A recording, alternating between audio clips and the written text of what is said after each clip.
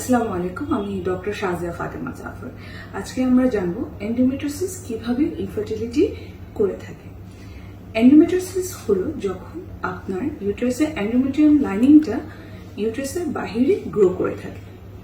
এটি যদি ইউটেরাইন মাসলে থাকে সেক্ষেত্রে আমরা এডিনোমায়োসিস বলি, এবং যদি ওভারিজে থাকে চকলেট সিস্ট বলা হয়। এটার অন্যতম একটা সিমটম হলো তীব্র ব্যথা।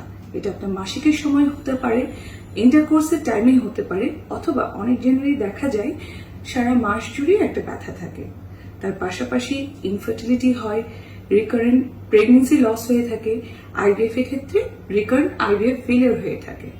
এবং এইসব সিমটম যদি আপনার থেকে থাকে অবশ্যই আপনার ডক্টরের সাথে পরামর্শ করতে হবে।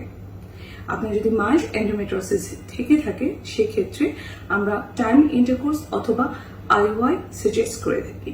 কিন্তু যখন অ্যাডভান্স এন্ডোমেট্রিওসিস হয় তার মানে হলো যখন অনেক বেশি এডিশনস, চকলেট সিস্ট 4 সেন্টিমিটার উপরে, সেক্ষেত্রে ল্যাপারোস্কোপি সাজেস্ট করা হয়। পাশাপাশি আইভিএফ এ ভালো রেজাল্ট পাওয়া যায়। ধন্যবাদ। আসসালামু আলাইকুম।